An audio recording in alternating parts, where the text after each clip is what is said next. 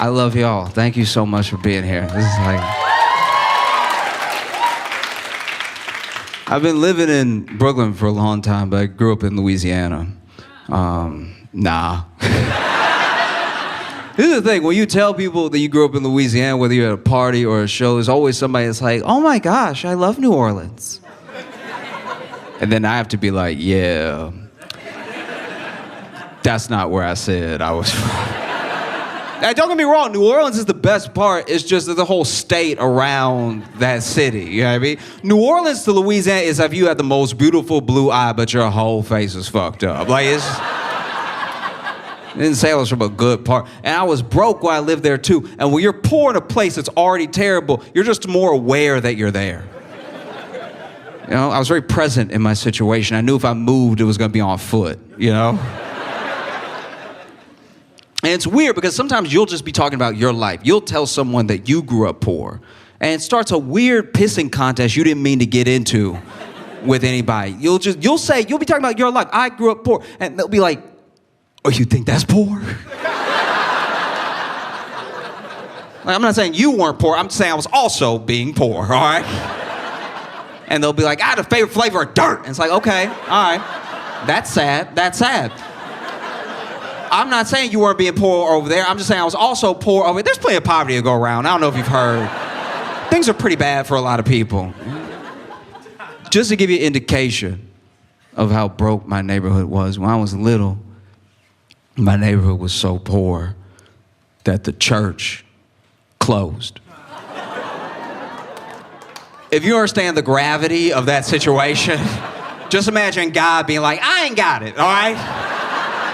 I don't know what to tell you. This is a bad neighborhood. I'm leaving, all right? I'm not dying again.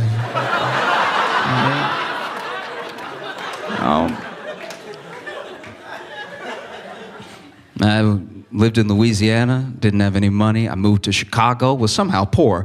And now, living in New York is the first time in my life where I'm like making money, things are going well, able to take care of myself and my family and stuff like that. But it's crazy because all those years I had no money. And the first year I had any money, they taxed me like I always had money. That's pretty fucked up, isn't it? Like you can't give me like a leap year or something to make sure this sticks.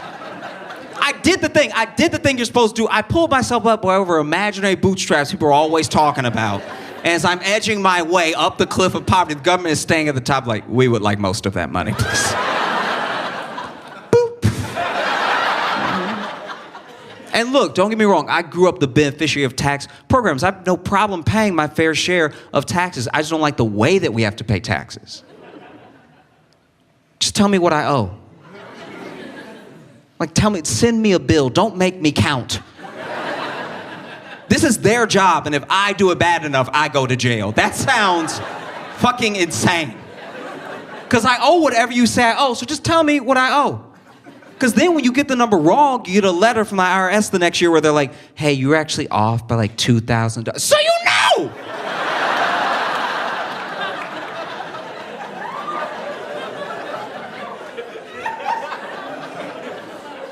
How do you know how off I was unless you knew the number the whole time? This is a setup. We just don't do anything else like that when it comes to money, you know? Like, you never go out to eat on a date and you sit down and you look at the menu, but there's no prices. But you order, you eat, you enjoy yourself. But then at the end of the meal, the server doesn't just walk up to you like, so,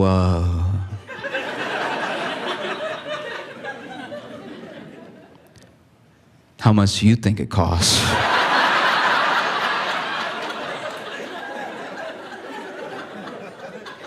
Don't worry, I'll wait. Oh, and by the way, if you guess wrong, there is an officer waiting outside. Like, it's insanity. It's just crazy in a country like this, right? In a country with this much of a wealth gap, this much of a general income gap, where your financial well-being is left completely up to you with very little financial education to go out into the world with. It's crazy in a country like that, we still have game shows. That doesn't feel weird to anybody else that every night hundreds of people are getting on live national television to win life-changing amounts of money, and they lose and they still clap. That's the most Black Mirror shit we do. How has no one cursed on a game show yet? You went from $80,000 to zero. How has no one ever just looked down and been like, fuck?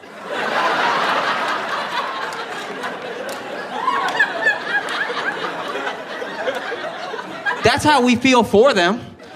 Why aren't they freaking out? Every game show, they ask the contestants what they would do with the money, and the answer is almost always practical. You know, what would you do if you won tonight? And people are like, oh, I got some student loans I'd pay off. Love to pay off the rest of my auntie's house. Yeah. And then they lose. They go from $80,000 to zero, but by the time the camera pans them, they're like, maybe next time. It's like, did they give you drugs before the show started? Why are you so calm right now? Host of a game show is always a millionaire. That doesn't seem to bother anybody. It's never someone with a median income that could be just excited for you if you won because they understand the stakes. It's always like Ellen DeGeneres. And she's leaned over next to you like she's your friend, you know? She's like, oh, wow. What are you gonna do? I mean, $50,000 is a lot of money, you know? I mean, not to me, but... No, I could buy and sell your children, all right? No, but for you, this is a lot of money, you know? And the audience is on your side. Don't you other poors want him to win? Like... We live in an almost cashless society. You use your card for everything. You might use Apple Pay for the rest. And yet, when people are desperate enough, they'll still rob a convenience store or a bank, just get their hands some quick cash to feel like they have a chance. How has no one robbed a game show yet? If I was on Wheel of Fortune and I was in dire straits and I went from $100,000 to zero, I think I'd just be like,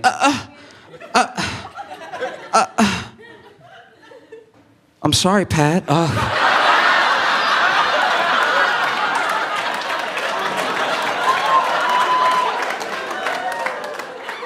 I think we're gonna have to keep playing.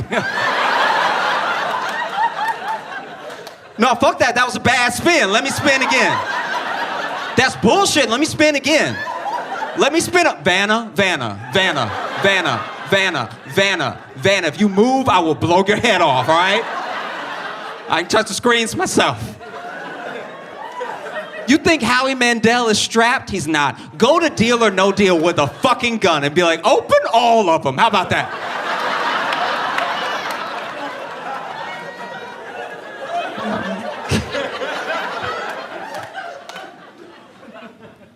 I've been watching my friends date, and it's hard out here, you know. It's tough for people, especially because we're not kind to each other. Like, it's terrifying to be vulnerable when you know people are just ruthless, you know? And the thing I watch happen more than anything else, especially between men and women, is we'll use a stereotype to write the other person off, you know? Like, from men to women, it's crazy. It's like, I don't listen to her, she crazy as hell, crazy ass.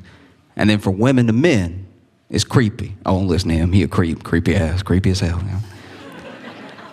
I'm not saying those two things don't exist. I'm just saying the threshold to be those two things is incredibly low. Like, in order for a woman to be crazy, all she has to do is have a feeling, all right? Any feeling. It could be positive. She could be laughing. You're like, nah, it's crazy as hell. I don't like that. I don't want that type of laughter in my life. No, thank you. And all a dude has to do to be creepy is age. That's it. Bro, just be you and 60. Just keep living your life, but be 60. Someone will be like, like... I can't tell you how many times I've been out with a girlfriend. She's like, look at that creep sitting by himself at the bar. I'm like... Yeah, it sounds like he's not bothering anyone. Like... Let that dude be 60 somewhere.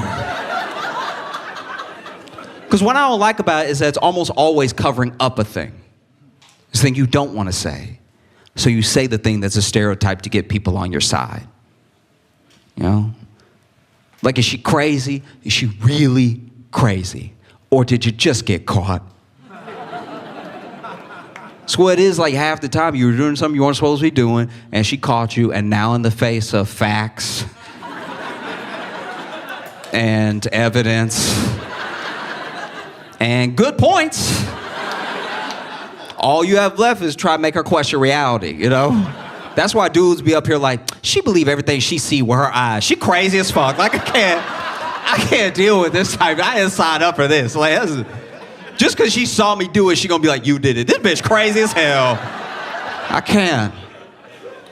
Is he creepy? Is he truly creepy? Or is he just ugly? Like, when are we gonna start being honest? I get it, he has a crush on you, and it's sweet, but when he looks at you, his eyes don't go in the same direction, and it's upsetting. But we can't just add a whole personality trait. Did we learn nothing from The Hunchback of Notre Dame? An entire Disney movie dedicated to this exact situation. Quasimodo wasn't creepy, heart of gold, but he was fucked up looking. We can all admit it. And he laid his feelings out for Esmeralda. Esmeralda did her damnedest. She really did. Quasimodo told her how he felt, and Esmeralda was like, ooh. Look,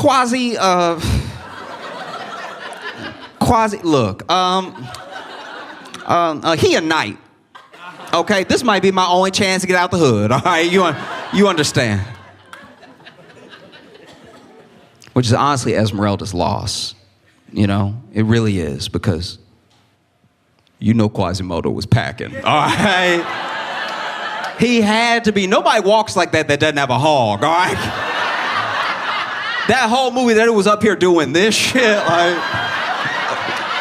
nah, he was slinging pipe, okay? And he was strong enough to ring the bell by himself. He would have split Esmeralda in two. She wasn't ready.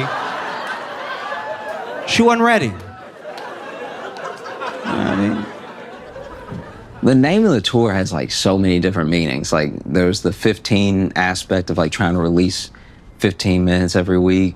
There was the, you know, the sort of freshman is like a renewal thing. Like this is my first year doing stuff the way that I've been doing it. But I still feel like so new. I still feel like a baby sometimes, because then you get around people who are just masterful. Like you see the way that they work and the way that they write, or just their stage presence. So much to learn from everybody, and I feel like I'm still just soaking it all up. Like I don't know. Like I still feel like I'm like everybody's little brother sometimes, because I'm so curious about how everyone thinks and about how they put together what they put together.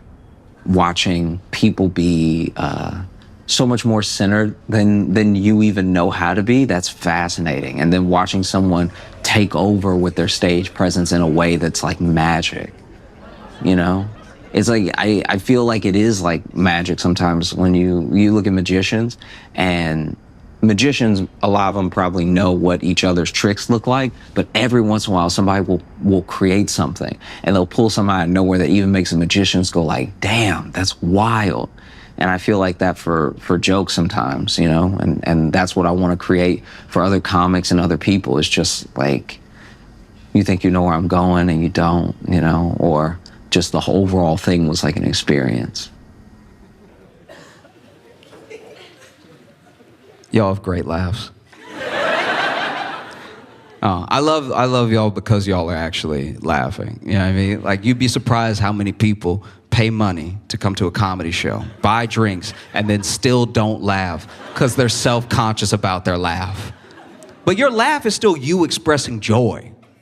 We can't be so hard on ourselves that we're like, no, my joy is stupid. I sound like a fucking idiot when I'm happy. I was gonna sit here and stare so I look normal.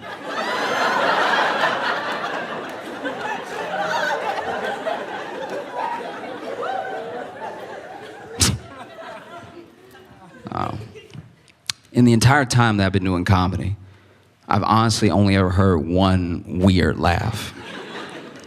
I was doing this show in Amsterdam, and there was a guy, center, dead center. I don't even remember what I said that got him so good. But this dude went to laugh, and I'm not even kidding. This is a perfect impression of his laugh. He went,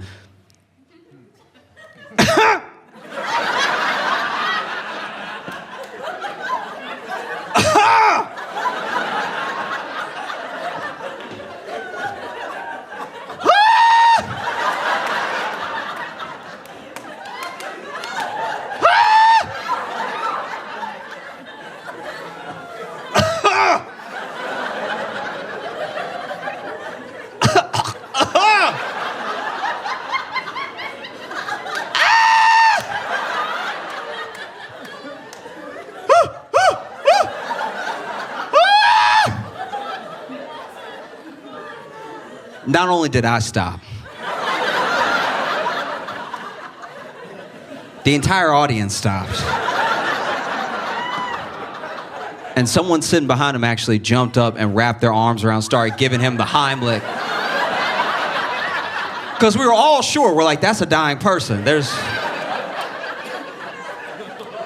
no joy in there.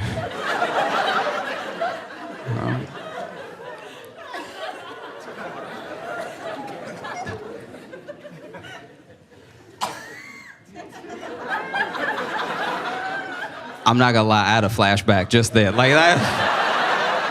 When you coughed, I was like, there's no way. There's no way he made it to Brooklyn. That's wild.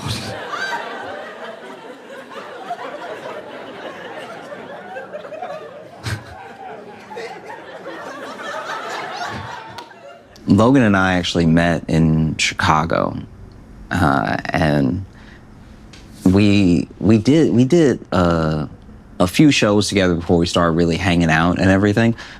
And so it's just, yeah, it's important to me to have him there for stuff, because it's someone who I think when you are on the same wavelength as a friend for long enough, you can start to look at each other like that moment, like that moment where something weird happens and then you don't have a person to look at to be like, this is insane, right? It's like Logan is that person for me when it comes to comedy. We have a good way of seeing each other, and I feel like we bring out the funniest parts of each other, so that's been great, and we've been doing that for like 3 years now. And so he's also going to be doing the Bell House tomorrow. Yeah, we're gonna have a good time.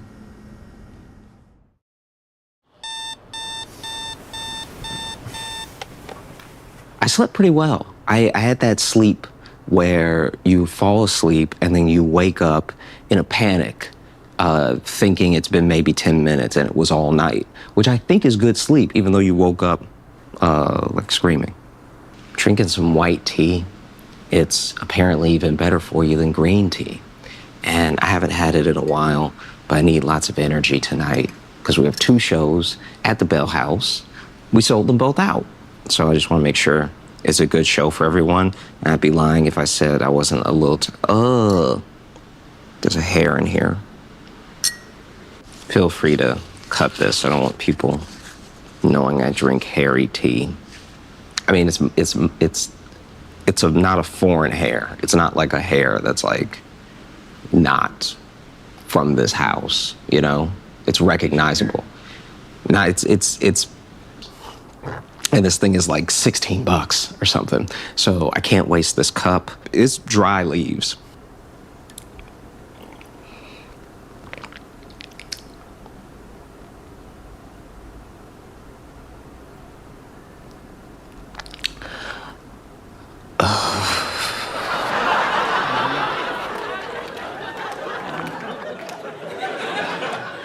I think I've been freaking out about getting older in a way. Like I feel like it's hard not to compare yourself with anyone else your age and just or anyone in your career and everything, and wonder if you're not aging in like the right way, And I wanna, I don't know, I wanna age as best as possible because it's coming. There's nothing you can do about it. But there's just so many there's only a few lanes, it seems, as an old man that you can go. There's only a few directions. You could be creepy old man. You could be like an angry old man. You could be a sweet old man. Or you could just have dementia. Like, it's just, these aren't a lot of great options. And I'm scared because I don't know how much you choose. Like, life keeps happening and you keep reacting to it, and every reaction feels rational, but who's to say? I'm scared I'm gonna become like an angry old man because I already hate kids. But not kids at large, not kids as an idea. I got beef with specific children there's a few of them already that like, ooh, one day. You know what I mean? Like just. I'll tell you about one of them. I was walking down the street and I was minding my own business, how most of my stories start, right? And then there was this Girl Scout. No, you need to be on my side, all right? I'm gonna tell you what she did, just listen, okay? I was walking down the street and there was this Girl Scout and she over here working her little corner or whatever, like. And she laying it on thick too, like cookies, you know, like all that stuff. And so I'm walking and then I'm trying to just avoid eye contact because she already not at my height level. So I'm just staring straight ahead and she like cookies, all that stuff, right? And then she like leaned in just to make eye contact. It was like cookies. And I was like, oh no, I'm okay. Thank you so much though. You have a wonderful day. I said all that. I didn't need to say all that. I didn't say all that at all. I could have just kept walking. I could have acted like something was playing in my AirPod, like something, right? But I said that because I'm like, look, she out here, young woman trying to be an entrepreneur. I'm going to give her an encouraging word, okay? I'm not going to give her any money, but she's going to, you know, get good vibes off me. So I'm walking. I'm like, oh, no, thank you, but you have a great day. And I'm not even past her yet. She's still right here. As I get closer, she goes, it's okay if you're broke.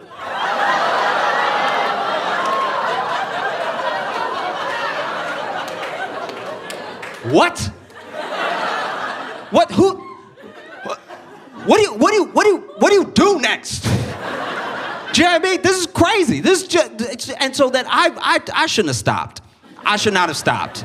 I should have just kept going about my day. But now I'm like level with, and I stopped. I was like, excuse me, and she goes, it's okay if you're broke. She said it again. That's the Bronx. Like that's something specific in a person to say that I'm closer to you now. That's crazy. You're out here by yourself. Where are your parents? You're out here selling cookies on the corner talking shit. That's so insane. And it's like, what do you do next? I can't just be out here yelling at this. I can't just be a grown black man out here on the street yelling at a little girl holding cookies. Fox News would have a fucking field day. If I'm just out here, they get a still of me like, and she's holding the cookies like this. New York Post, black man strikes again. That's... No, what do you do? So I hit her with everything that felt like within the parameters of polite conversation to do. I told her, I was like, Santa ain't real, all right? No, because she was gonna find out anyway. And with a little girl like this, Santa ain't coming anyway. So like, let me just... I'm like, Tooth Fairy ain't real, Easter Bunny ain't real. And she was like, I know. And you don't have any real money. And I left. I left because what do you do? So I left. But I was like, I'm gonna go home, and I'm gonna pray. All right. I'm gonna pray against this little girl. Lord, just keep it that same size her whole life. Just.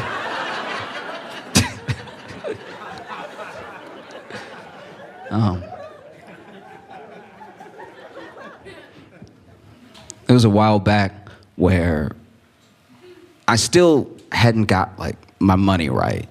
And I remember the AirPods came out, Apple AirPods, and I don't know why, but I wanted them. And I don't even know why I think I wanted them because I knew I couldn't afford them. It was just something to have, right? Something to use as a marker to be like, I got it like that now, right? And so I'd saved up a little bit, but I still didn't have enough. Now I was getting close, and I decided, no, I'm not gonna spend this on something material. I'm gonna take this money, and I'm gonna spend it on something that could be like a memory, something that I won't lose, you know, something that can't just break, right? And so I took a trip to Mexico, and when I was in Mexico, I saw some knockoff AirPods. And they were cheap, and they weren't just cheap by conversion rate, they were cheap in pesos. They were so cheap, I thought they were a toy, right? But I was like, let's roll the dice and see if these really work, right? If they compare to my phone and everything. And so I bought them, I brought them home, and I opened the box. Now the box was bigger than AirPod box usually is. And then I opened it up, and then the AirPods were like 3 times bigger than AirPods are supposed to be. So first of all, when I put them in, they genuinely hurt. Like these, like, I don't have the biggest ears, but these were hurt. I had to wrench them in. I had to like use leverage to squeeze them into my head. And then, you know how they're supposed to come here? Like, it's like they were hanging low. Like, it's like, anybody that could see me could see these weren't real AirPods. They look like 2 wrenches hanging out of my head. And so I remember I turned them on and I had to press the button because they were so big, they had buttons. All right, so I pressed the button and it didn't even make a technology sound. It wasn't like, it was like, immediately. And I don't know if this is related, but as soon as I turned them on, my balls hurt. I don't know if that's part of it, but I turned them on and it was like, and like, immediately. And so I turned them on, and then while I had them on, my mom called me. And I've never used any sort of listening device that could connect to Bluetooth where somebody called you and sounded like they were behind you. Like, I hit the button to answer the call. I was like, ding, ding, and then, because you had the ding, ding, and then I hit the ding, ding, and then I was like, hey, Mom, and she was like, hey, how you doing? I was like, oh. And I tried it for 3 weeks. 3 weeks, every day, I was like, it's not gonna hurt tomorrow. Kept putting them in my head, kept wrenching them in. It took 3 wrenches to get them in. It was like, doom, doom, doom, and they both be in, and like, and like, every day for 3 weeks, right? And then finally, I had to hang it up. I was like, you know what? If you want something, you gotta get the real thing, you know? You gotta get the genuine product. And so I went ahead, I put them up, stopped using them, saved up my money, got some real AirPods. But then the real AirPods, they didn't fit in my ear because I had stretched it so much. And my right one snapped back a little bit, but my left one still loose. Like, my ear ussy is not tight at all. It's loose as hell. And so if I even yawn, the left one fall out. The left one is consistently in danger. I only put the right one in on a plane. I can't risk it.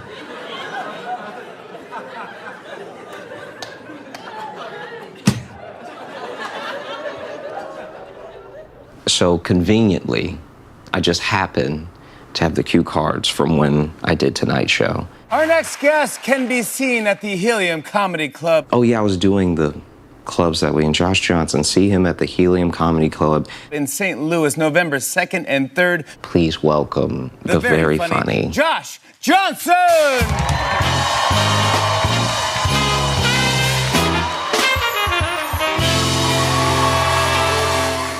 And then these are the jokes I did. Guys, I'm Josh Johnson. Thanks so much. Y'all have a great night.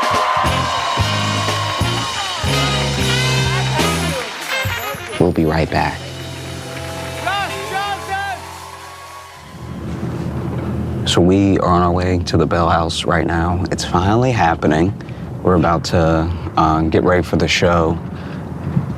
Yeah, still pretty, I don't know, still pretty, like, nervous in a sense, because this is very unprofessional of me, but I'm a little unsure of exactly what I want to do as far as, like, I've got the set, but then joke to joke, I'm like wondering if little middle pieces need to be there and stuff like that. So it's like still just tinkering with it in my head and stuff. And there's nothing that I think is gonna bomb. And I think that is most of what doing comedy is like. Everything that I'm gonna do tonight, I think works. So if it doesn't, that will be news to me. I have this one that I'm really excited to do because it's like, I've done it a couple times before, but it's about someone that I know and how she did ayahuasca for the first time. And yeah. I've been doing my best to read more, and there's a thing I've been thinking about all year, about how back in the earliest civilizations, if someone wanted to seek a higher self, they always sought some sort of deity. There was a God that them and their tribe worshipped, that made them feel closer to something bigger. And as society progressed and you had slightly more modern civilization, still ancient to us, it splintered a little bit. There was a God, but then there was also spirituality. You could seek a higher self. And then there was also the tribe or the state. There became a thing of, as long as it's not about me, then maybe it can be bigger than me. And then you fast forward to modern times, to today, and it's completely splintered off. Some people, it's still God, some sort of spirituality. Other people, it's a cause. It's something that they feel they can use to make the world a better place, leave it better than they found it. I have a friend who seeks her higher self through drugs. Like mind-expanding, mind-altering drugs to get a better sense of who she is, whatever that bigger self is supposed to be. And she told me a little while back that she did ayahuasca. And she had always been terrified to do ayahuasca because she wasn't sure of the place that it would take her, and she was ready to see herself in that light. And she told me, and I was like, oh, well, you know what? Good for you. There was something you were scared to do, and you did it. You made it happen, right? And we were talking about it, and she was like, yeah, it was just so serendipitous. I was just at the grocery store, and I was like, what? And she was like, yeah, I was at the grocery store near my place. And I was like, you did in Brooklyn? Like, what? I thought you flew to Peru or something. It's like, yeah, I did at the grocery store near my place. I met this guy, and we got to talking, and we were on the same vibe, and he told me that he had some, and I was like, wait. You know how black people have a reputation for talking during the movie? I was doing that the whole story. Like, she's telling me about a story in the past, and I'm still like, bitch, get out the room. Get out the room. And it's like, yeah, so when, we were talking, we were on a similar wavelength and everything, and so, I went back to his place with him because he said that he had some, and he showed me how to do it, and honestly, as soon as I smoked it, and I was like, what? I don't know if y'all have ever done ayahuasca. I've never done ayahuasca, but every documentary I've watched about ayahuasca, it's a drink. There's never a pipe involved. And she was like, yeah, as soon as I smoked it, I could just feel like, I felt so much energy. I could feel like my ancestors rushing through me and everything. And I was like, oh, Bethany. Bethany, you smoked crack. Like, I hate to be the one to tell you. You seem excited about everything that happened. I hate to break to you, but you got me more discerning. This is insane. I could just feel like the ancestors coursing through me. It's like, are you related to Reagan? Like, what are you talking about? It's chaos. Comedy was the first way I learned how to really communicate with people. And so watching other people communicate, even if I'm just watching my friend's show, like I'm gonna watch Logan go up tonight, I'm gonna watch Onika before I go up. I think that you get such a slice of a person and who they are when you watch them do comedy. You ready? Yep. Okay. Thank you, sir.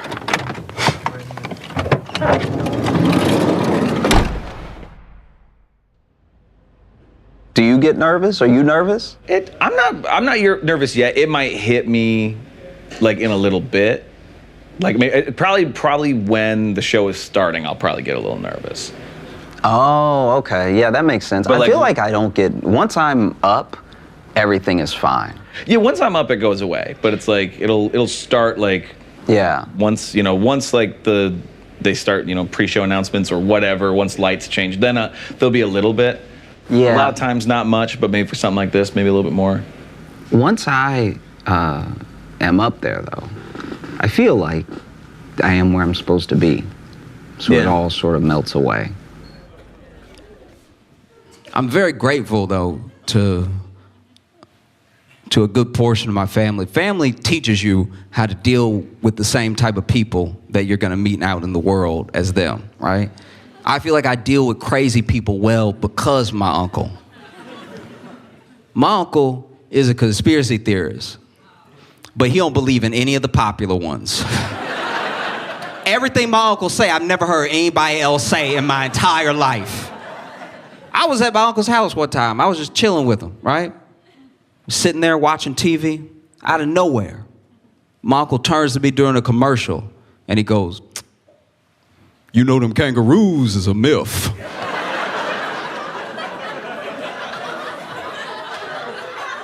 What do you say to that? What do you say next to something like that? What's the plan now? You know what I mean? And this is my thing with conspiracies, is that if there's money to follow, I can understand how somebody got there, right? I'm not saying it makes it true. I'm not saying it's any less crazy, but money is an incredible motivator. It's one of the most powerful ones that we have as people. So if there's money to follow, I could see how someone arrived at some sort of conclusion, as crazy as it may be. So I asked him, who is making money off of all of us believing in kangaroos? And without missing a beat, he was like, "I bet them zoos making a pretty penny." It's like, that's... What's wrong with you? Like, what, like, you think there's just a guy? You think there's just a guy in a suit, just a former Olympian jumping as high as he can for 8 hours a day? He's like, "You making some good points." I'm like, I'm not in it. I'm asking you questions. I don't agree with your thing. Don't do that. I sat down with this man and watched an 1.5-hour documentary about kangaroos that I didn't need because I'm a believer.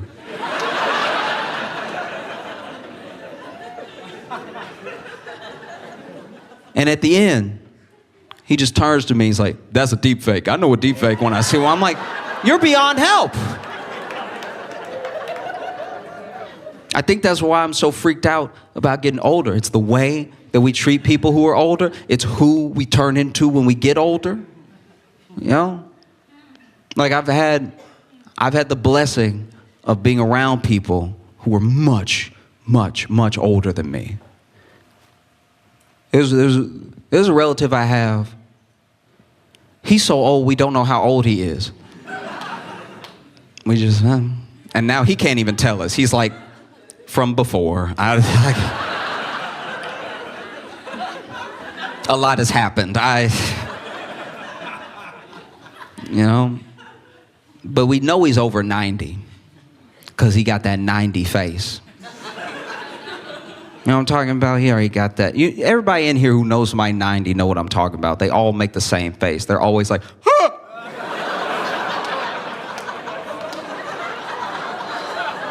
Non-stop. No matter where you take them, all the time. It's like they're surprised they're still alive. Like every night they go to sleep and they wake up, they think it's gonna be heaven and it's regular earth. And they're like, "Oh! I'm so old!" And I used to wonder why they made that face, and I think I figured it out. All of us are still living in the world. We're still active participants in the world. Things happen in the world, we react to them in real time. We still affect change in the world. He's not like that.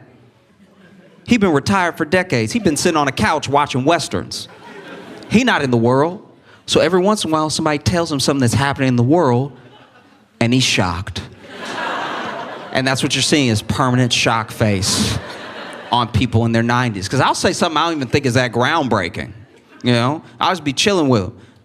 And he'll be like, "Ah!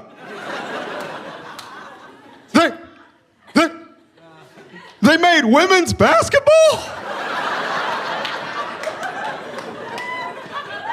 I'm like, "Yeah, dude, a long time ago. When are you from?"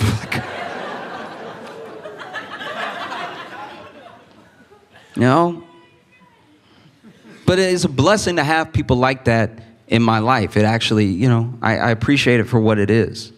And I hope I get to live that long. But if I do, then I'm gonna have a thing. There's gonna be one day where I'm like, "Ah!" It makes me wonder what mine is gonna be. You know? Like, it's probably gonna be a sex thing. I feel like social stuff, I'm pretty malleable and things sort of roll off my shoulder. But I think one day in 2050, I'll be sitting there like, "Huh! The You're sucking elbows now?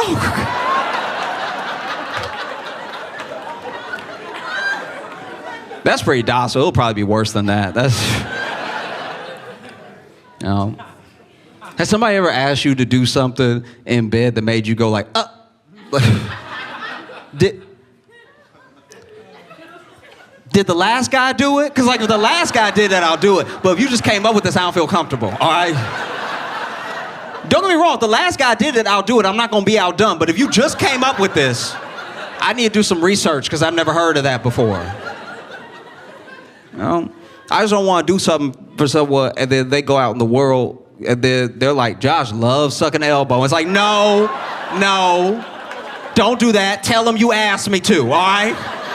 Tell him you had to ask me twice, okay? Because first I said no, then I said, then I did it.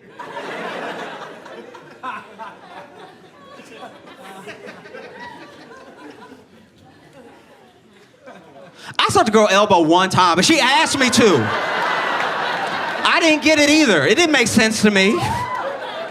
Sitting there like, is your wiener stimulated? Like, no.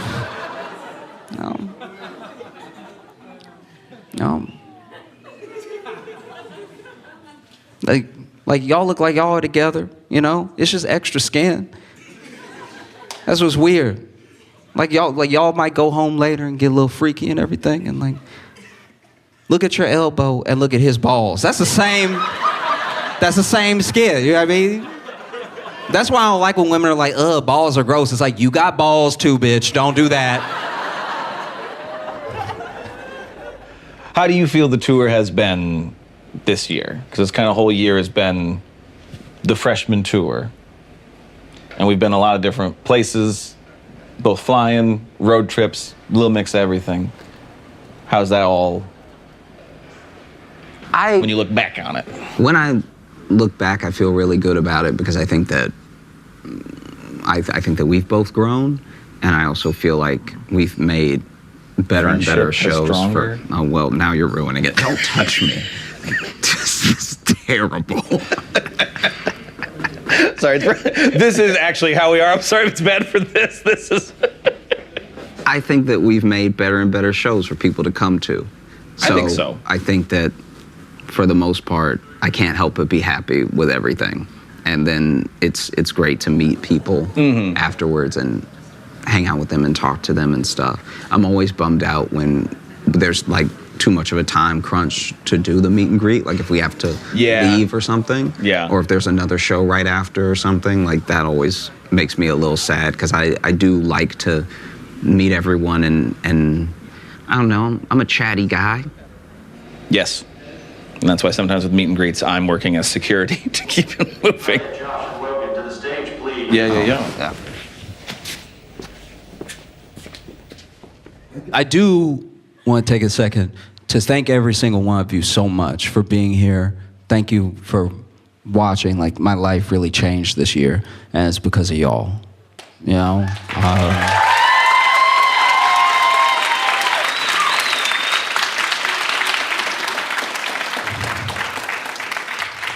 Like, this has been, my dream to do this since I was a little kid. And I'm doing it now because of y'all, I think if it wasn't for y'all, I'd just be in a room by myself, which would be pretty jarring, you know what I mean? Because to me, comedy is a lot like magic, And if a magician is doing tricks for nobody in the room, he's just a person lying to himself.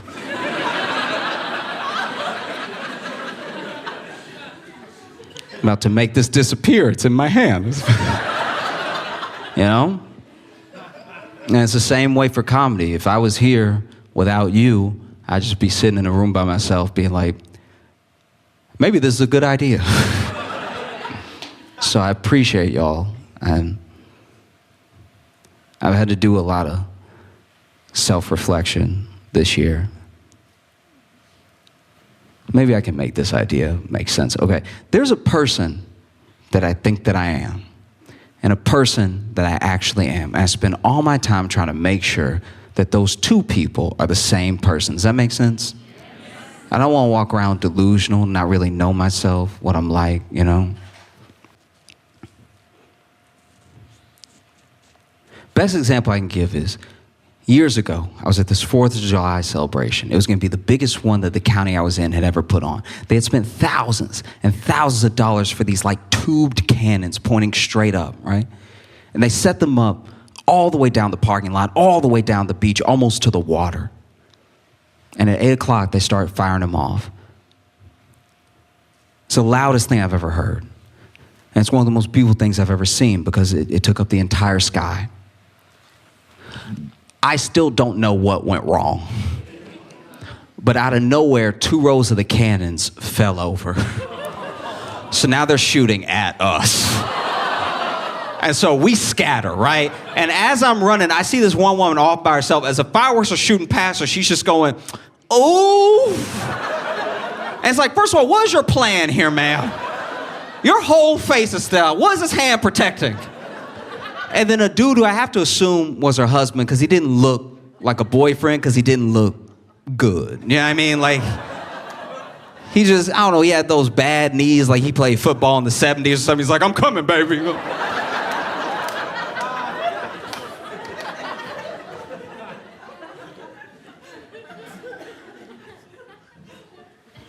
And he made his way over to her. And she's right here, right? And when he runs over and he gets to her, he does this. Like a standing spread eagle to cover his wife from the oncoming fireworks, right? And then a whistler. I don't know if you know which one that is, but it does a tight circle, no color. One of those is coming right at him, all right? And then right when the whistler was to him where you are to me, he went, oh, and then moved out of the way.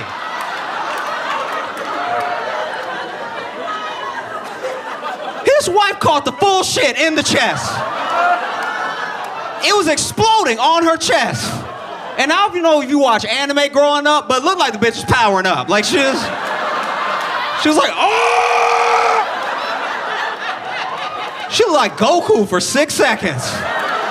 Like, oh! She got so bright, I was like, she dead. There is no way.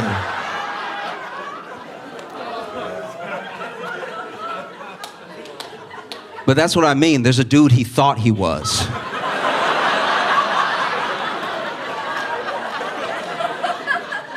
And a dude he actually was. Because in his mind, he's the type of dude to take a whistler to the chest for his wife. But in real life, he was a dude willing to find a new wife. Like, thank y'all so much. I'm Josh Johnson. I appreciate you. Thank you so much.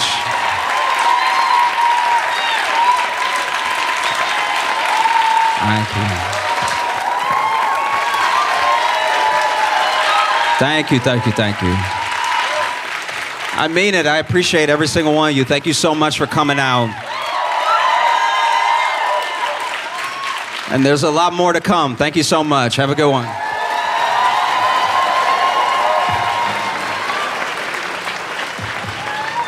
Yeah, we did it. Yeah. No, I'm pretty nervous. I might still botch this entire thing. Like this may be wholly unusable. If anybody sees this, it means I thought maybe I slid into home, or maybe we just spent enough money that it would be insane to not put it up. Do you know what I mean? It's like it would be a waste to just not use any of this, even if I did kind of botch it. I mean, do I sound okay? I think I'm getting a sinus infection. Like, as I'm talking to you, I'm getting, like, drainy.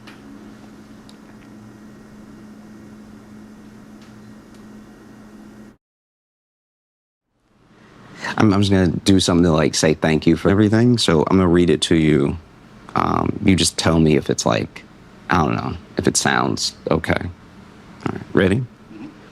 When I started in Chicago, I couldn't really dream of doing what I'm doing now. This tour has been life-changing, and getting to come back to one of the places that feels most like home made it even more special. Thank you is too few words to describe the gratitude I have for every one of you, but here it goes. Thank you for every ticket that you bought, Thank you for every video you watch. Thank you for saying what's up or love your stuff on the street. Thank you for putting the people you know onto me. Thank you for every comment. Thank you for every video shared. Thank you for following with me as I evolve. Thank you for enjoying the climb. Thank you for changing my life. Thank you for being my friends. Oh, and thanks for having patience with me. Yeah.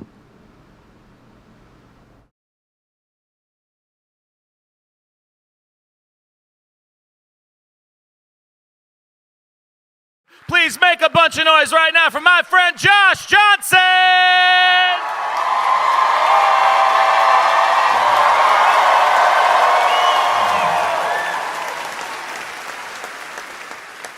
I watch a lot of true crime documentaries and series and stuff, and I like to watch the ones that, as best as possible, don't involve murder, because genuinely, I'll be like, oh, this is wild, but this is also very sad. So I like the ones where it's like a robbery. You know what I mean? I like when it's like a huge drug bust, something you can really sink your teeth into without being like, oh, there is a family to be sad for. You know what I mean? And what I love is the process of when the person is sure they're not going to talk. You know what I mean? They'll bring somebody in, and when the person gets brought in, some people really hang tough. Some people, you know, door slams behind them. I've never been to jail, but I hear the doors are heavy. Door slams behind them. They actually get more tough. They sit in an interrogation like, what? I'm not gonna tell you nothing. You want something out of me? You got the wrong one. Okay? And then there's other people, that door slams, and as soon as it slams, they're like, listen, I wasn't there, all right? It was Robert, it was Terry, Robert and Terry, it was their plan anyway. If anything, I'm an innocent bystander. I was just in the car. Y'all know when y'all arrested us, I was in the back seat. That's for a reason. I wasn't even the getaway driver. I thought we were going to McDonald's. Like, just, there are some people who snitch so fast. Even the police can't write it down fast enough. Police are like, well, we got it on tape too, but yeah, this is too fast for the shorthand. Imagine you snitch so fast, you make a cop go, hold on.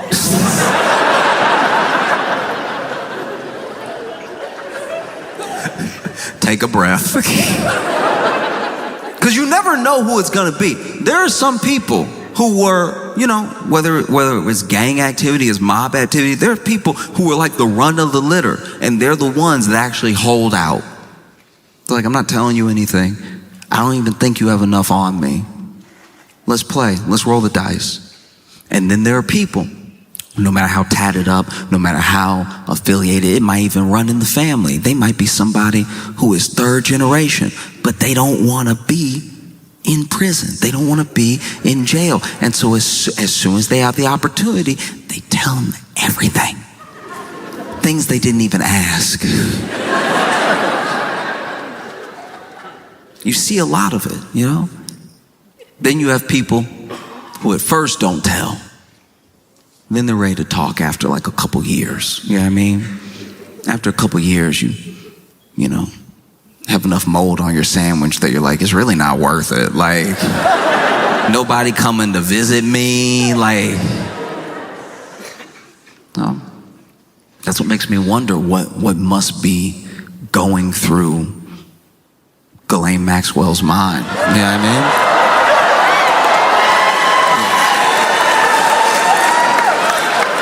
Look, I'm no legal expert,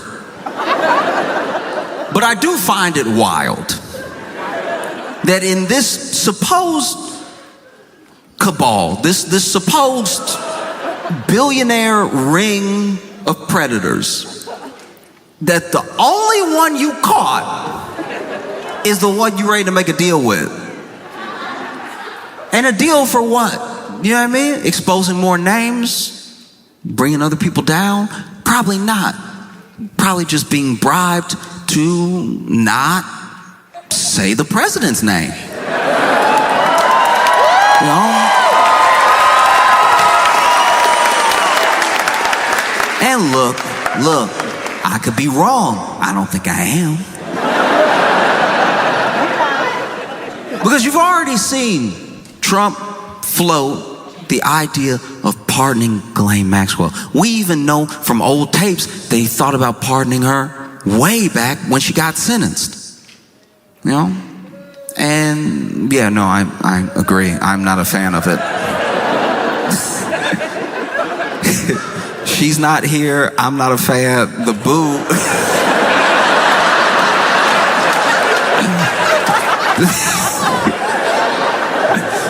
I've done, this is somebody's essence being booed. Like,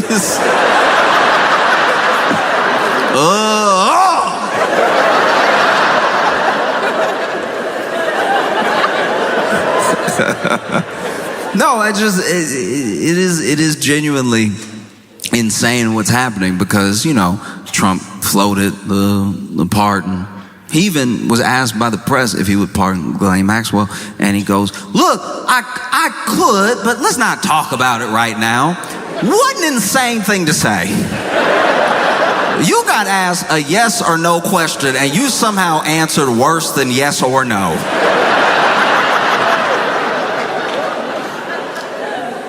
I've never been doing a test and got a true false and put maybe.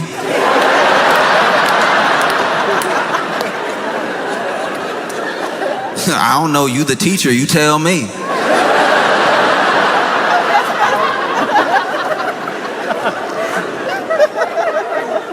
That's insane. Already floated a pardon in front of us, maybe to gauge our reaction. Maybe if there's not enough outrage, the pardon will go ahead. And then DOJ goes, have a conversation with Ghislaine Maxwell. And already, I think it was today, just today, she's been moved from the prison and she was in to a minimum security facility somewhere else. Thought we covered this.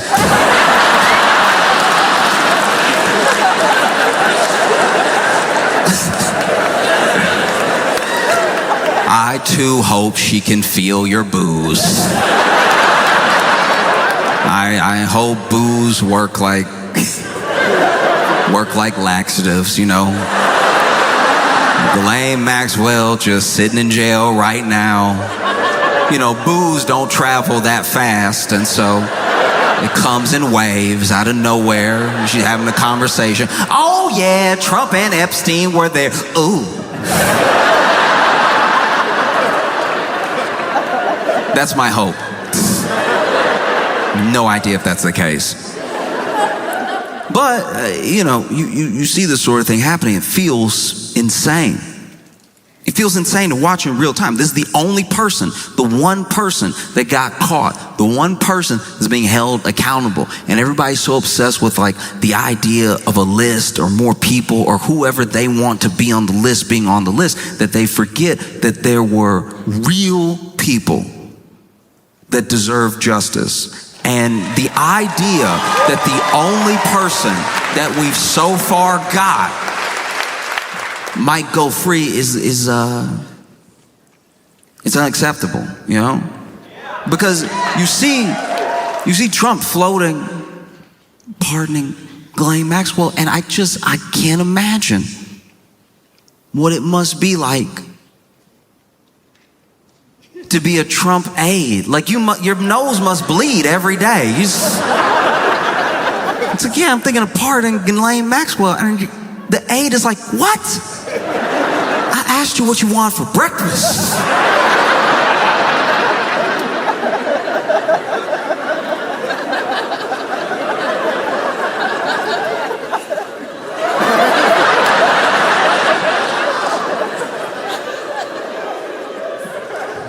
If anything, I think I am a little bit, I'm trying to figure out how to put this.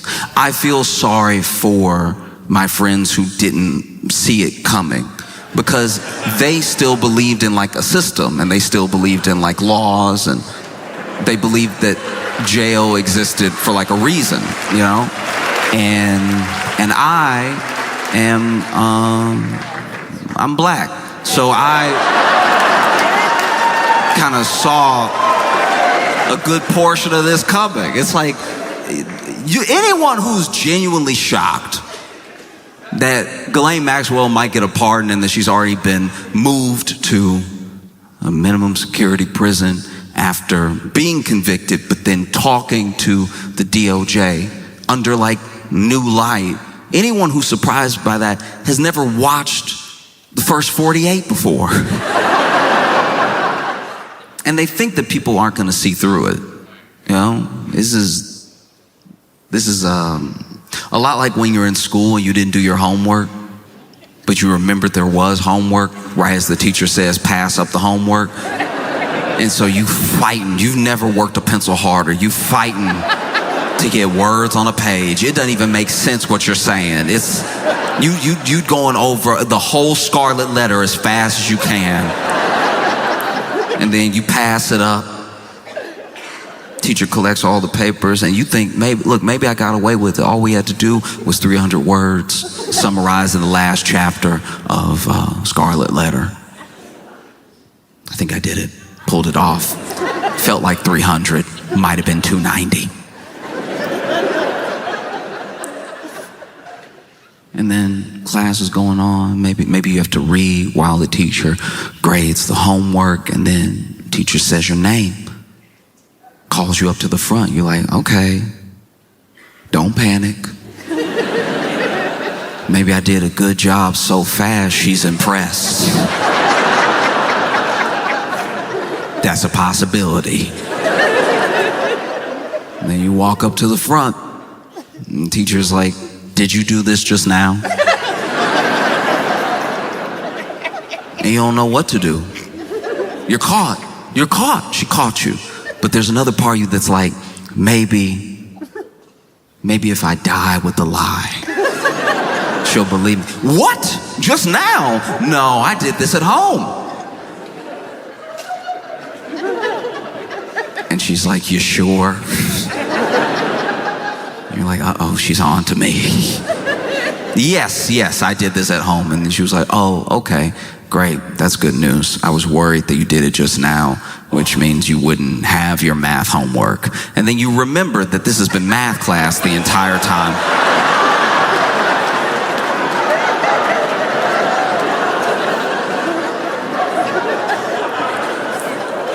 That at least feels like what Trump is going through.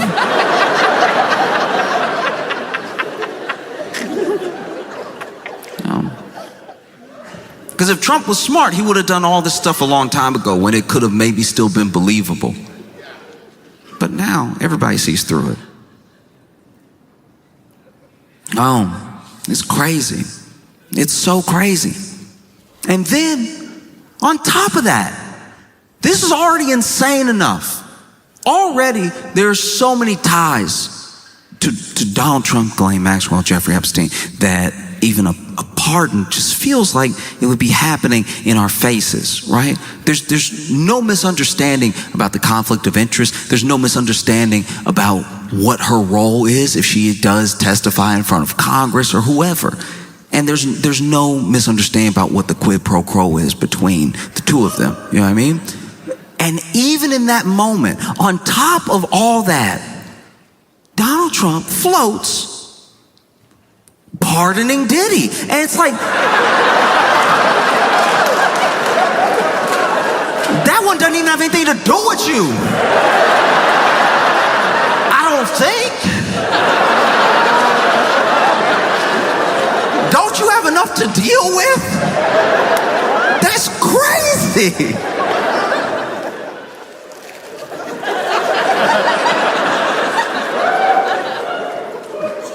As someone who is not in jail, I'm sweating about everybody who's about to be out of jail. This is insane.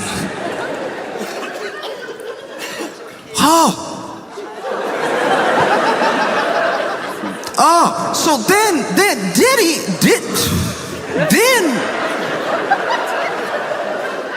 already the public, especially by the media, somewhat, somewhat potentially unintentional, but the media did a disservice to the public when it came to Diddy's trial, because there's a lot that we know of Diddy. There's a lot that we know that he did, that he's alleged to have done.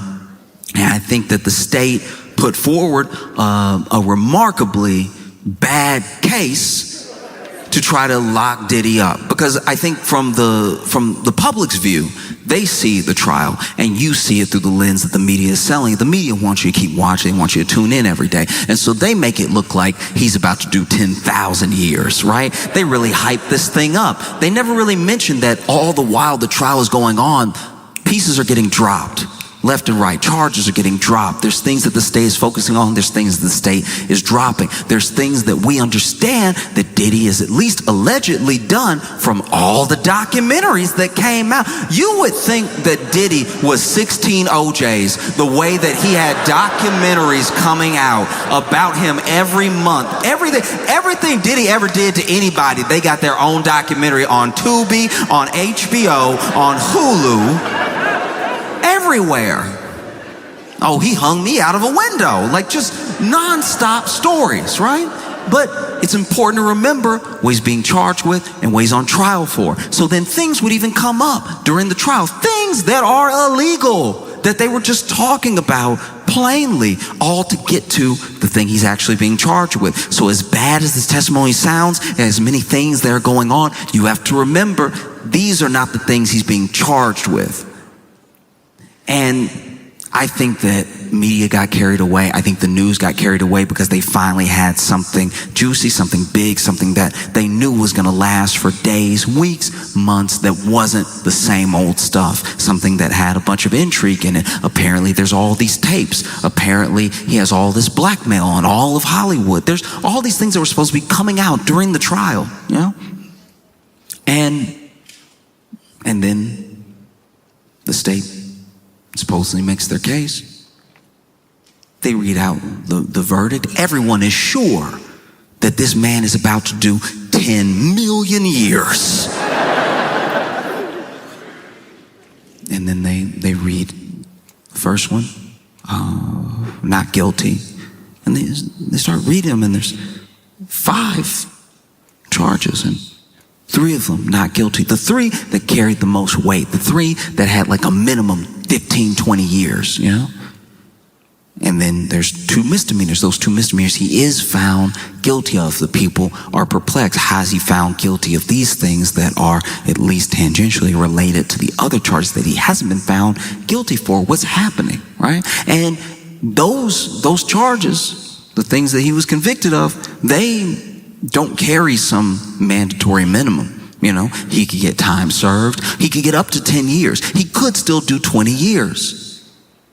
But it's not likely that he'll do 20 years, because that is the most extreme of cases where you give people the maximum. And I even rewatched a little bit of the reading of the verdict, and I just thought to myself, could get time served.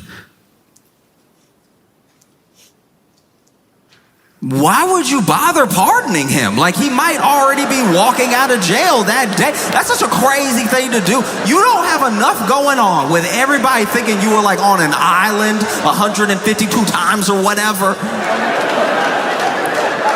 To be a Trump aide, you must need heart medication, because they already try to convince him, look, that looks bad if you just pardon Ghislaine out of nowhere after all this time and everything, after everything she knows, and the pictures that y'all are in together, all the pictures that you're in together, all the pictures that you're in together, all the pictures that you're in together, all the pictures that you're in together, the other pictures that you're in together, the pictures that you're in together, all of the pictures that you're in together. Plus, she did have 19 phone numbers for you. That's not a good look either.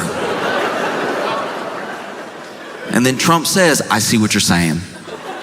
I understand. All right, look, what we're gonna do, we do best. All right, gonna run a little interference. We're gonna run a little distraction, okay? And we're also gonna pardon Sean Diddy Combs. at the same time.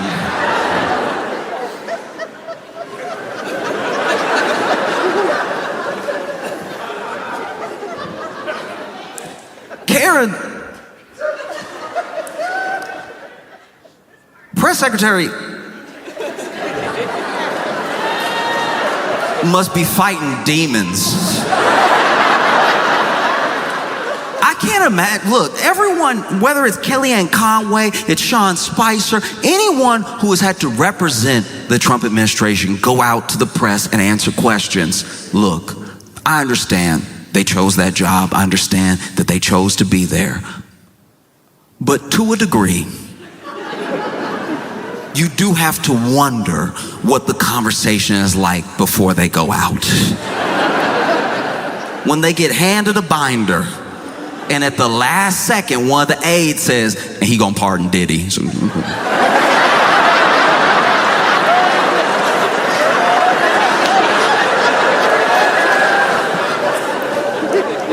no matter who it was, whether it was Sarah Huckabee Sanders, anyone who has represented the administration on the news or in the press room or anything like that, there's at least been 1 or 2 days where they had a 1,000-yard stare because they were like, how am I gonna pull this together? Because look, things came out during Diddy's trial, things that made you think, of course, this jury is gonna find this man guilty. They have to look at everything that they've heard, but you gotta remember the things he was on trial for and the things that they heard didn't always line up. There was one day of testimony that truly blew me away in that case, and that's hard to say because plenty of those days were rough to listen to. But there is one day in particular that has stuck with me in a different way than the other days. It was the day that Kid Cudi testified. Now, famously, still somehow allegedly,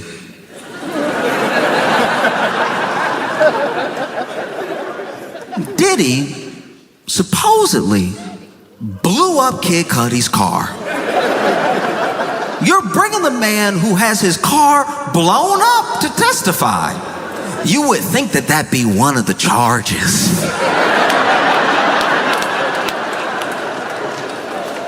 I've never blown up a car in my life. But if I was brought to court to sit and hear testimony of my crimes, I would imagine the car blowing up would be one of them listed. Anyway, they bring in Kid Cudi. Kid Cudi's testifying about the timeline when he dated Cassie, things that happened between him and Diddy. And then he describes a day that is truly harrowing. Kid Cudi is testifying that while he was gone, he was actually, I believe, spending some time with Cassie, that Diddy hears about the relationship, is very upset about it, and Diddy went to and broke into Kid Cudi's house, right? So already, Diddy in your home, that's terrifying.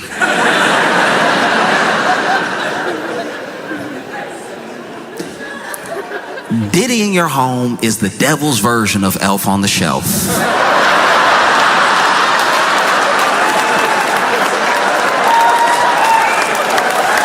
You don't know what he gonna do. You don't know where he gonna be.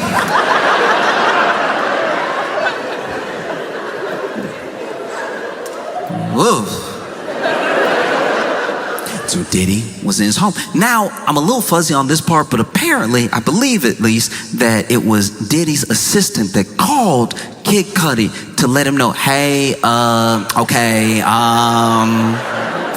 ooh, how do I tell you this? There's no good way. Diddy in your house.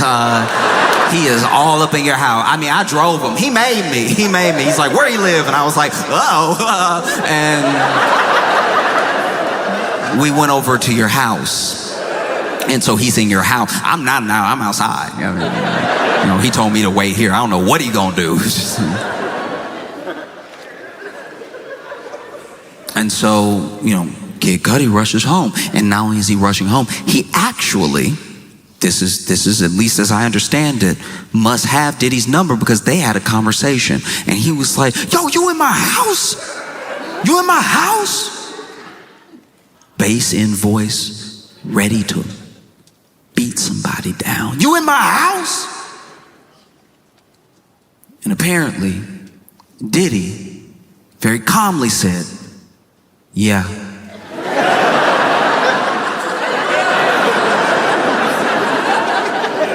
Kid Cudi better than me. If it was me, I wouldn't have a home anymore. If it was me, I'd be like, all right, then you got it, then that's, I mean, if you're already there. Someone breaking and entering into your home and then calmly telling you they broke and entered into your home is more terrifying than I think y'all are giving it credit for. Because then Cudi, apparently, according to testimony, was like, I'm headed there right now, like ready to really beat this dude down, right? And then Diddy said, okay, I'll be waiting for you.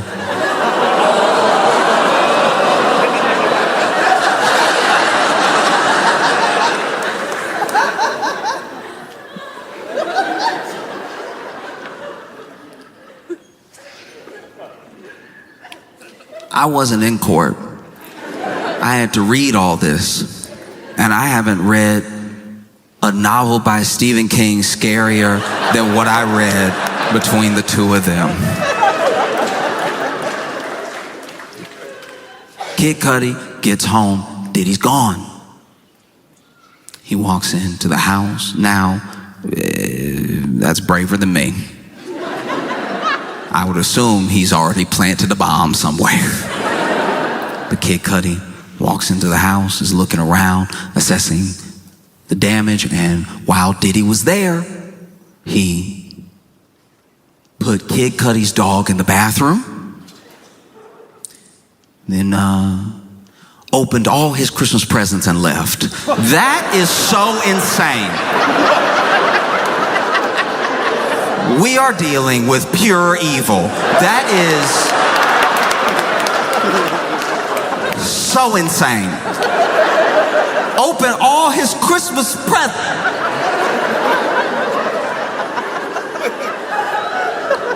How is he all at once one of the most menacing figures that hip hop has ever seen and a third grade bully? How is it possible that both of these characters hold the same space in the same body? Because that is so particularly evil.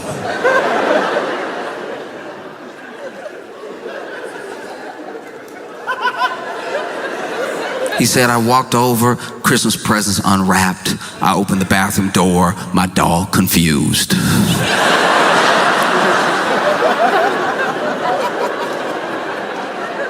And why wouldn't the dog be confused? Let's, for a moment, if you will, put yourself in the dog's paws, all right? You're a dog. You a dog. You're a dog. And you're at home, chilling, as you should be. And then the door opens. Oh, Papa? No, it's not the owner that you love. It's Sean Diddy Combs. I don't know what type of dog Cudi has. I don't know if it's a Scooby-Doo type dog, but I imagine any dog would be like, ready?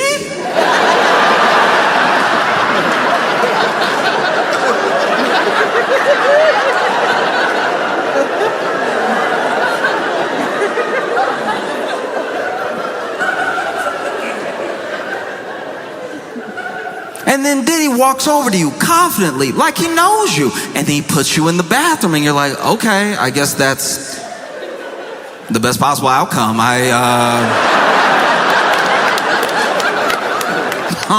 Oh, wow, okay, oof. I thought something way worse was gonna happen. I'm not gonna lie to you. Wow, that's great. From what I've heard about you, the bathroom, man, I don't love it in here, but it's better than whatever you're about to do.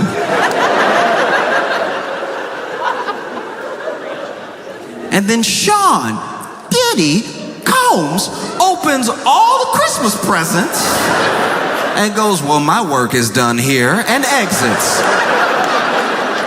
This is how evil what he did is. He already messed up the call to the police. Because now you gonna call the police and have to explain to the police that the only thing that Diddy stole from you was wonder.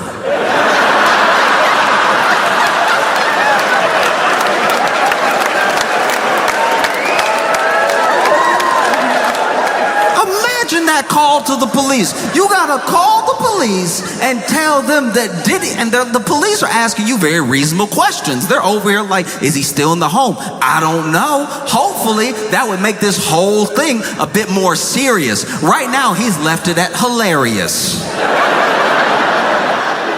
which is a sick thing to do.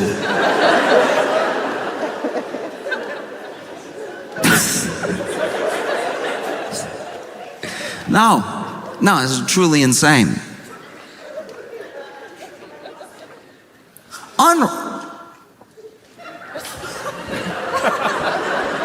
Not even destroyed, unwrapped.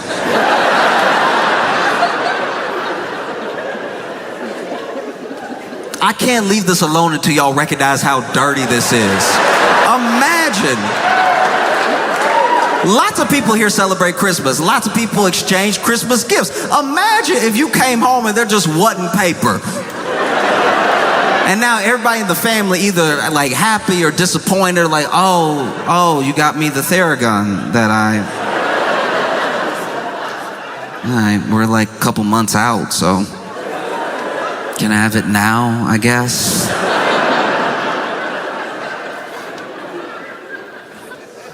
Truly an evil man. And Trump is floating,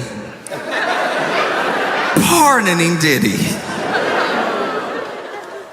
Even before, this was odd, even before this Epstein stuff popped up, Trump had floated the idea of pardoning Diddy mid-trial. And I was like, I didn't know they went together like that. That's weird. Imagine being a white man in your 80s and your favorite rapper is Diddy.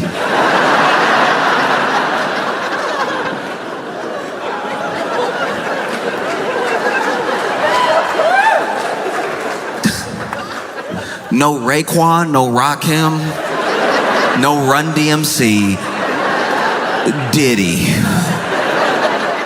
Okay. And even then he had floated the idea of pardoning Diddy. And who knows, maybe something happened. Maybe some money exchanged hands. Maybe somebody said something to somebody and started it in motion and everything. But I can tell you this, justice system aside, the only person working hard to make sure that Diddy doesn't get a pardon, it isn't the state. No. It's not like the DA or the lead prosecutor or anything like that. The person working their hardest to make sure that Diddy does not get a pardon, that he doesn't get released back into society is 50 Cent.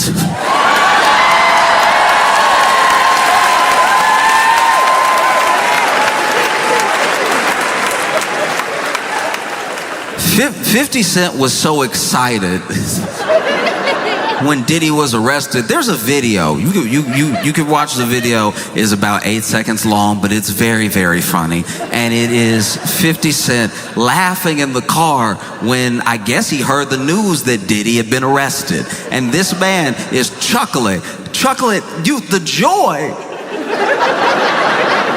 The joy on this man's face. And then he's chuckling to himself and he goes,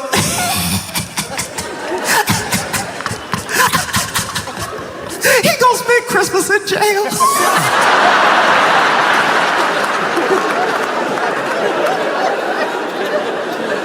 I've never hated anybody that much. That's so good. Oh, he gonna spend Christmas in jail. He was laughing hard. He was laughing the way that sitcoms used to make people laugh. Like, Christmas in jail. And so when 50 Cent heard that Donald Trump was floating pardon for Diddy, he went to work. He did what he does best. He trolled. 50 Cent just started posting everything bad that Diddy ever said about Donald Trump and tagging Donald Trump.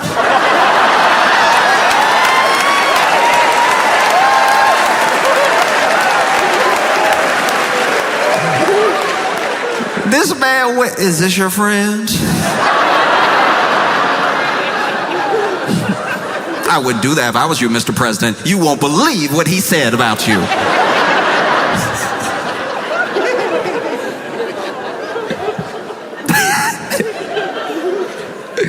Oh, no.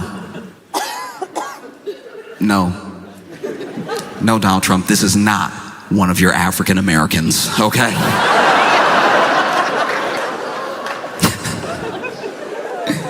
It's been tough. I've been trying to find, like, really, whether I'm reading or I'm watching, I've been trying to find pretty much any news story that isn't about Trump and Epstein, you know? And I came across one that genuinely shocked me in Florida. They, yeah. In Florida, the Tallahassee police arrested Chuck E. Cheese at Chuck E. Cheese.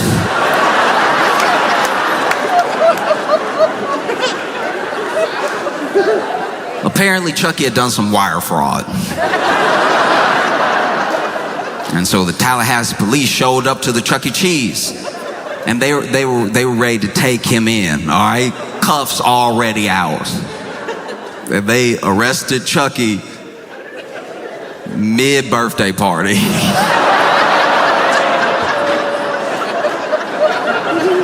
You couldn't wait an hour and a half? You know where he is. It's not like he's gonna get far in the costume. They arrested Chucky. Those poor kids. Imagine. Picture, if you will, being 6 years old, and you're having a birthday party at Chuck E. Cheese because the economy is not doing great. But you're having a good time, you're enjoying it, you're like, cheese pizza, so they say. Delicious yum, right? You're just trying to put on a good face. You jump into the ball pit that is not nearly deep enough. The ball pit that is full of children under the balls because every kid thought it was the funniest thing in the world to pop up out of the balls, but that meant that the ball pit was actually a hard surface because it's made of bodies. You jump into the ball pit doing like a big old face plant thinking you're gonna slide down into the balls, and you just bang heads with another child. You get out of the ball pit concussed. Chucky offers you a flat Diet Coke.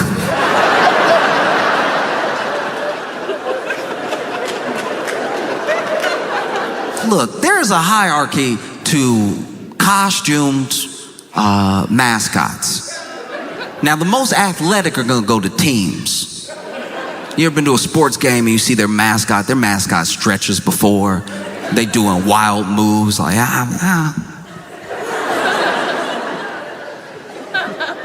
You go to Disney, there's a lot of walking, but it's a lot of poise. It's a lot of like the stances, you know. You get somebody that's doing goofy, and they're really doing goofy. They got the, you know.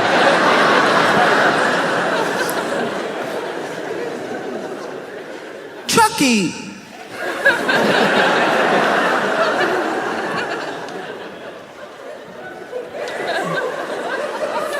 Chucky, as far as like costumed mascots go, Chucky doing a lot of the same. trying to figure out how to put this. Chucky, the qualifications to be Chucky at Chuck E. Cheese are a lot like the qualifications to work at a Waffle House, okay? You're gonna get in the costume, they're gonna tell you do your best, all right? Do your absolute best, and if somebody's swinging you, you can swing back after they hit you the first time. You gotta let them get that first hit in. If you hit first, that's assault, all right? And you'll be fired. But look, if they put hands on you first, then hey, you gotta get it how you live and go ahead and swing on them.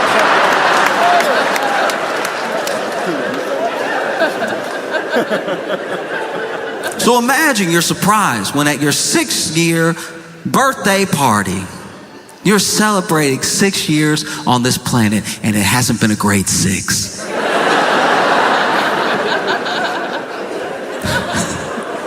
You're a little too young to like remember COVID, but you know mom and dad are weird.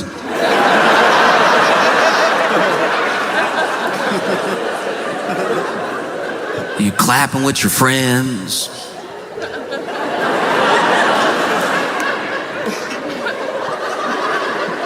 And Chucky's doing his thing, trying to like find the beat.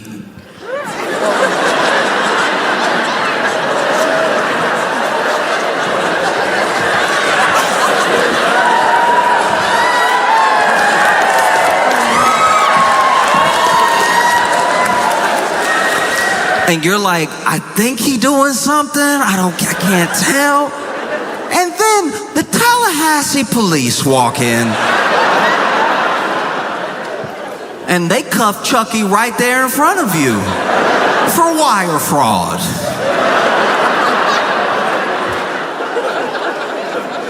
Y'all couldn't wait. You know where he works. He wasn't gonna get away. No, we gotta cuff him right now in front of the children. Traumatize them.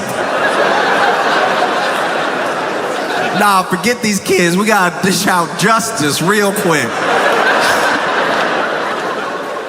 Now the kids distraught.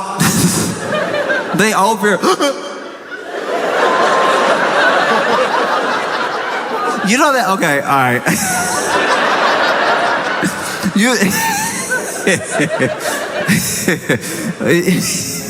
I'm sorry.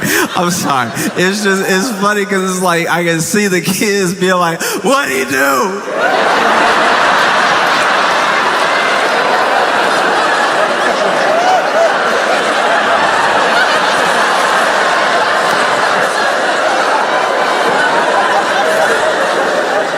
What'd he do?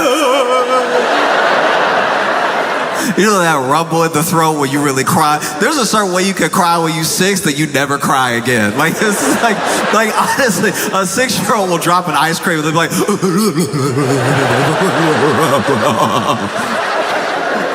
just mixing Disney voices, half Ursula, half Jafar.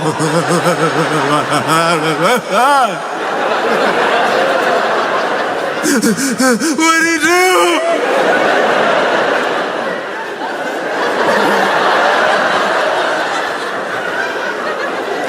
Let him go, he ain't did nothing. Kids out here vouching for him. He was here the whole time.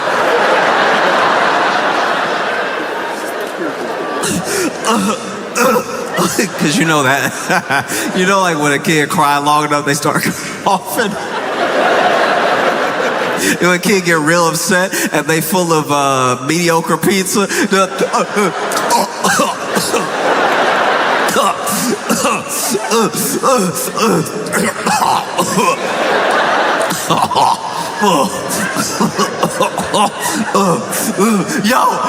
Yo, free Chucky!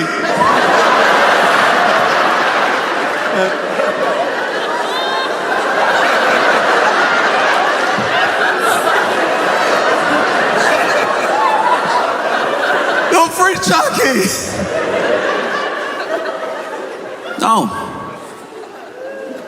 Now you getting arrested at Chuck E. Cheese, they perp walking you slow just to embarrass you.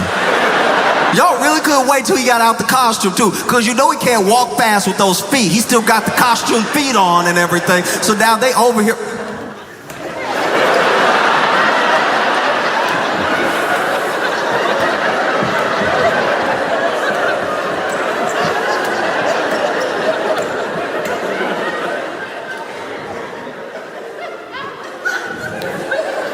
They get Chucky outside, slam him up against that car. Boom.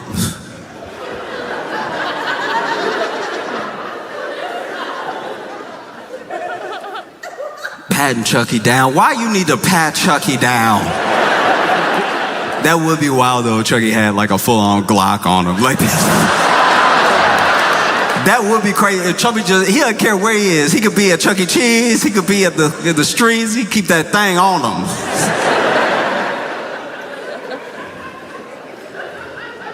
The thing that I think would have been probably the toughest for the police, because I personally read about this, I didn't see video, so I don't know if this happened or not. But it would be hard. It'd be very difficult to, open up that car door. And when they walked him out, they did it in full costume. Like the head was still on. Like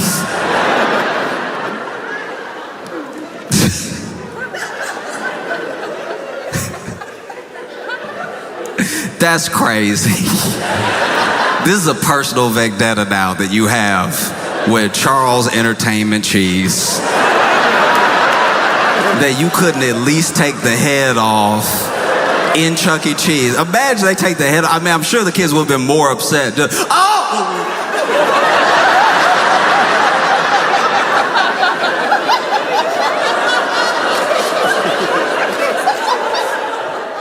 Chucky Black!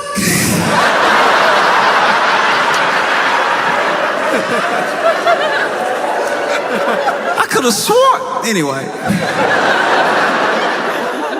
Look, there's not full video that I saw.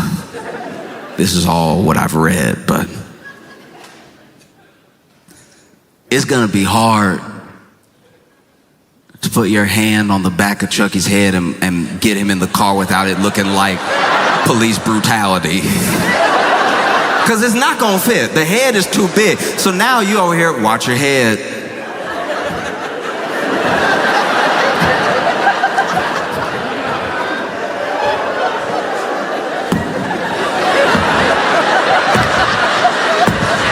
Kids at the glass of the door. You know how Chuck E. Cheese built. They at the glass like, no!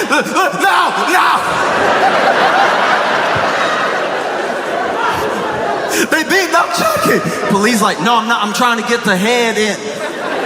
No, he won't fit. He can't even feel it like that. No, don't do that. Everybody start recording. Look what they doing to Chucky, y'all.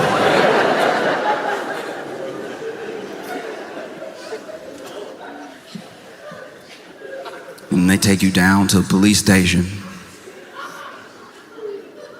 Perp walking you. Downtown. Imagine if you got arrested that day. For possession of illicit substances. It could be anything. It could be acid, it could be shrooms, it could be anything. And you got arrested for possession. You're not a dealer. They caught you doing essentially a victimless crime, trying to enjoy yourself, enjoy your Saturday. Maybe you don't have your life together. Maybe you're not invited to your kid's birthday party.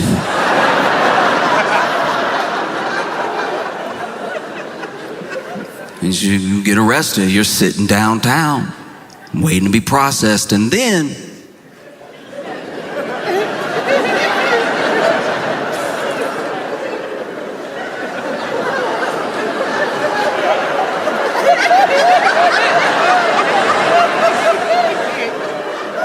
Ayo.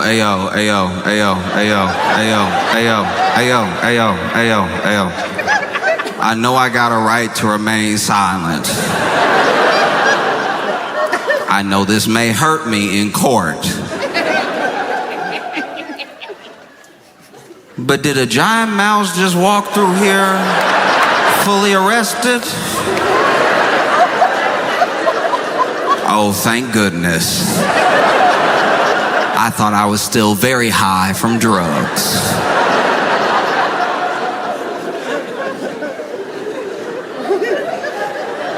It's insanity. You know what I mean? Now you gotta do everything. How you gonna take Chucky fingerprints? These aren't even functional. I don't know if they feet or hands, but they're not. Mug shot too. Those mug shots are cold. They're just like, ready, face me.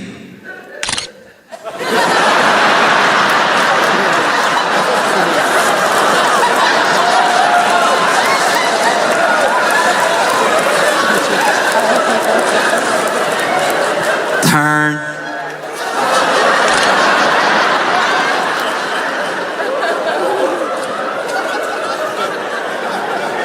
Turn.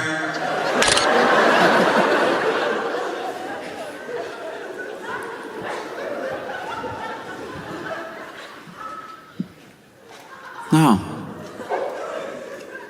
Now you gotta sit in holding. Imagine, all you did was get a little drunk. Maybe get into a fight at a bar, you sitting in the drunk tank, and the only other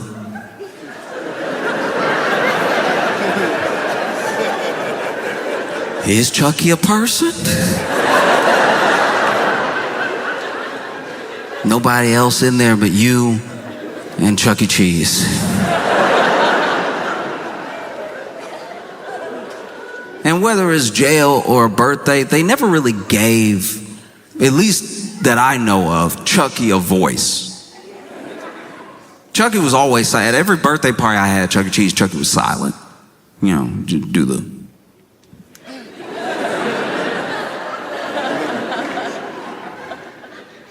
Imagine you sitting there with Chuck E. Cheese in jail. You're wondering how your life took this turn. You look over at Chucky, and Chucky mad. Chucky like, you know, I thought I had that wire fraud on lock. I'm wondering who snitched. I'm wondering what went wrong, yeah?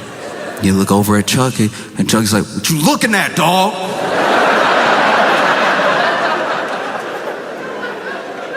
You got a problem? But all you see is...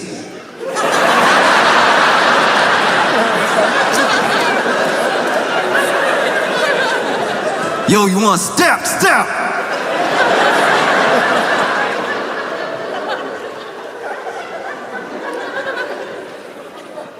I'm just saying that in this like kangaroo circus of a court and justice system where we know the government is playing in our face, playing with really dangerous people who have done terrible things. If you're gonna pardon Ghislaine Maxwell, if you're gonna pardon Diddy, then at least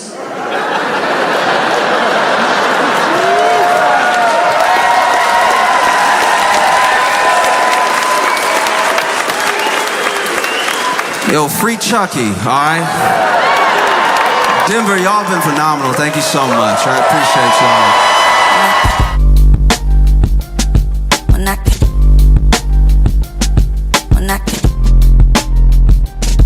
Mira.